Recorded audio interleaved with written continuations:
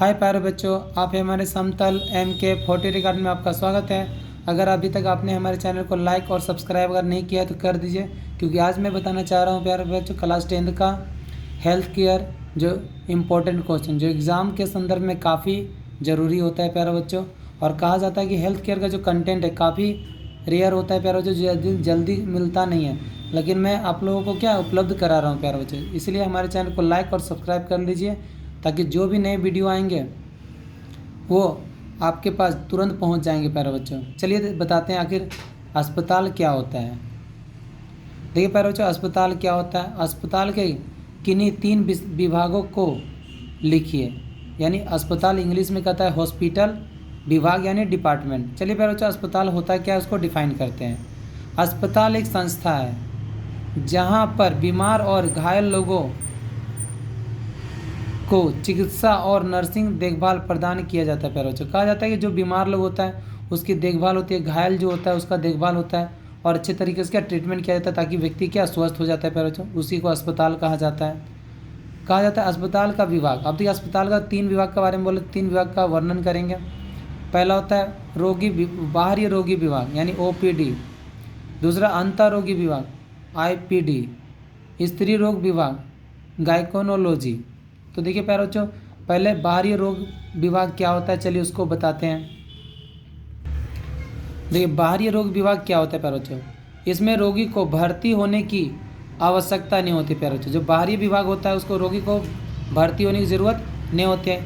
इसमें रोगी अपना इलाज और जांच कराने के लिए अस्पताल या क्लिनिक का दौरा करता है, फिर परामर्श लेकर वापस अपने घर आ जाता है प्यारे बच्चों। मतलब बाहरी रोग में क्या होता है कि मान लीजिए हम जांच कराने गए, डॉक्टर लोग जांच पड़ताल कर देता है, फिर हमको क्या घर भेज देता है, उसी को बाहरी रोग विभाग कहा जाता है प्यारे बच्चों। अगला देखिए अंतरोगी विभाग।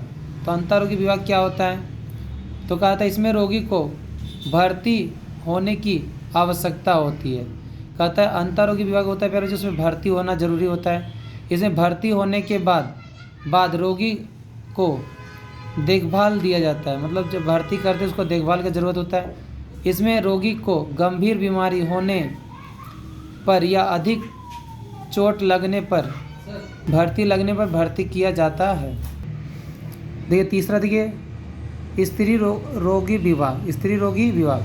इस विभाग में गर्भवती महिलाओं को देखभाल देते हैं। क्या देते हैं प्यारे? गर्भवती महिलाओं के मूल मार्ग प्रजनन अंगों की समस्या की जांच और उपचार किया जाता है प्यारे बच्चों। मतलब स्त्री रोग विभाग है जिसमें महिलाओं को अगर मान लो कोई समस्या होता है, मूल बीमारी होता है, कुछ भी होता है, प्रजनन से संबंधित होता है, तो उसकी जांच पड़ताल किया जाता है। मतलब महिलाओं के लिए है, औरतों के लिए किया जाता है प्यारे बच्चों उपचार। ठीक है, आगे देखिए हाउसिंग कीपिंग क्या है, किन्हीं 3 कार्यों को लिखिए। पहले हाउसिंग कीपिंग क्या होता है और उसका जो 3 काम क्या होता है प्यारे बच्चों, उसको क्या डिफाइन करेंगे। तो चलिए देखते हैं। हाउसिंग कीपिंग को सफाई विभाग भी कहते हैं। मतलब हाउसिंग कीपिंग क्या फिर बच्चों, सफाई विभाग। अस्पताल में हाउसिंग कीपिंग विभाग का मुख्य काम अस्पताल के पूरे क्षेत्र को स्वस्थ बनाए रखना कहा जाता है प्यारे बच्चों।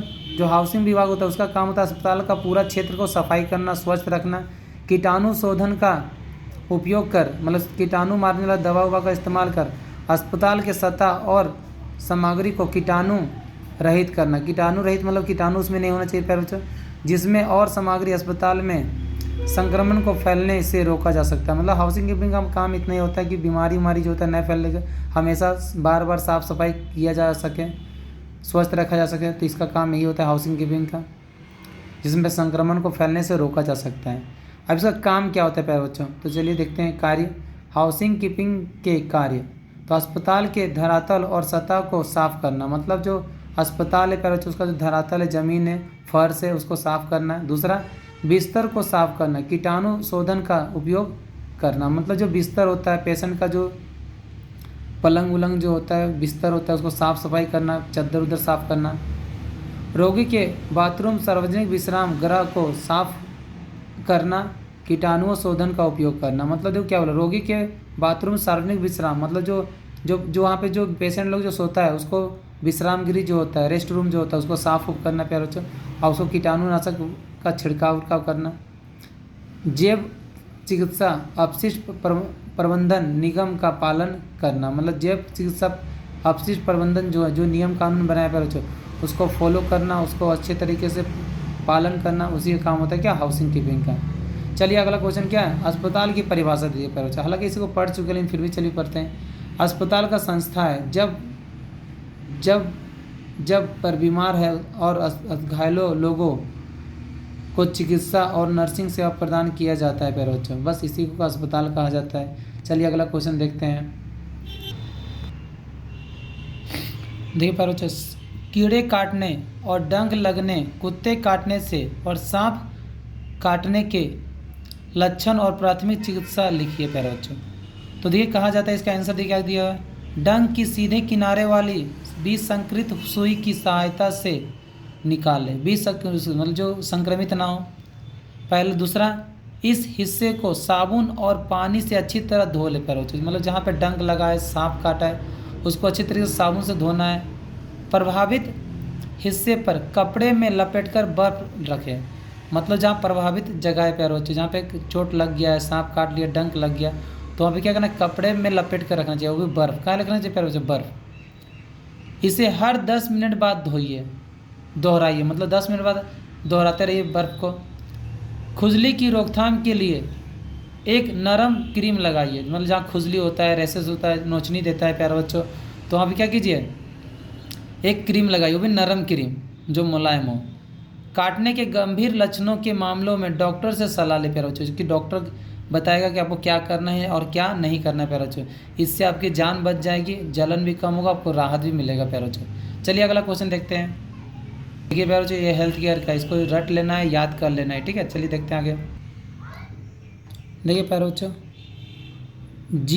GDA रोग के प्रसार की रोकथाम में कैसे सहायता कर सकता है प्यारे बच्चों, GDR, ठीक है। चलिए देखते हैं इसको क्या कहता है। इसमें सामान्यतः गर्भावस्था और शिशु जन्म संबंधित जानकारी का प्रचार प्रसार एवं पर्यवेक्षक, बच्चों की सामान्य वृद्धि और विकास का पर्यवेक्षण, संचारी रोगों पर नियंत्रण, लंबे समय तक चलने वाली बीमारियों की रोकथाम, स्वास्थ्य शिक्षा सेवाओं, व्यावसायिक स्वास्थ्य सेवाओं का प्रावधान और निवारण, स्वास्थ्य जांच शामिल है, स्वास्थ्य जांच शामिल है किसमें, GDA में। ये सारे बातें क्या शामिल होता है प्यारे बच्चों। आगे देखिए, जनरल ड्यूटी की सहायता की विशेषता की सूची बनाइए, मतलब जनरल ड्यूटी क्या होता है प्यारे बच्चों, तो चलिए उसको जानते हैं। जनरल ड्यूटी सहायक को वे सेवाएं प्रदान होती है जिनके लिए कुछ खास विशेषताओं की ज़रूरत होती है प्यारे बच्चों। मतलब जनरल ड्यूटी की सहायता का विशेषता ये है प्यारे बच्चों कि इसमें कुछ विशेषताएँ खास होती है। देखिए जैसे एक GDA को क्लाइंट के प्रति व्यक्तिगत देखभाल प्रदान करनी होती है।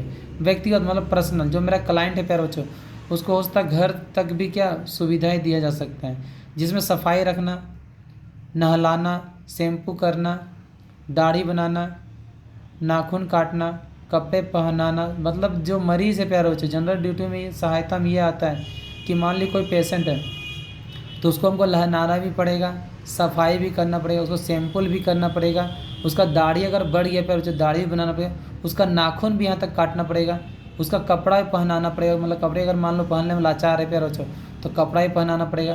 त्वचा की देखभाल करना, मतलब उसका त्वचा को भी ध्यान रखना आदि शामिल है।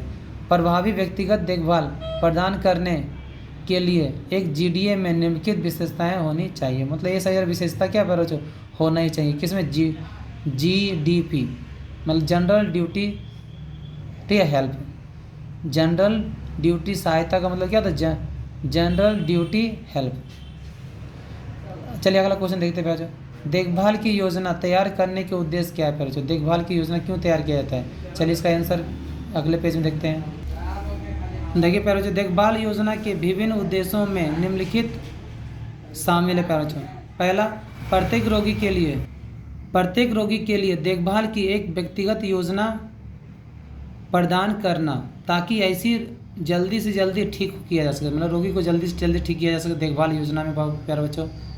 अगला देखिए दूसरा पॉइंट क्या कहता है, कार्य के लिए प्राथमिकता का निर्धारण करना, मतलब कौन जरूरी काम है क्या है नहीं है, उन सब का देखभाल योजना इसी के अंतर्गत बनाया जाता है प्यारे बच्चों। चलिए प्यारे बच्चों, मिलते हैं नेक्स्ट वीडियो में। अगर आपको हमारा ये हेल्थ केयर का वीडियो अगर पसंद आया प्यारे बच्चों तो ज़्यादा से ज़्यादा लोगों को शेयर कीजिए और बोलिए सब्सक्राइब करिए, ताकि कमज़ोर से हर बच्चे को क्या इस वीडियो का लाभ मिल सके प्यारे बच्चों की। कहा जाता है इसका कंटेंट काफ़ी कम मात्रा में उपलब्ध होता है, इसलिए मैं उपलब्ध कराने की कोशिश कर रहा हूँ प्यारे बच्चों। हमारे चैनल को देखते रहिए, उसके लिए थैंक यू प्यारे बच्चों। मिलते हैं नेक्स्ट वीडियो में।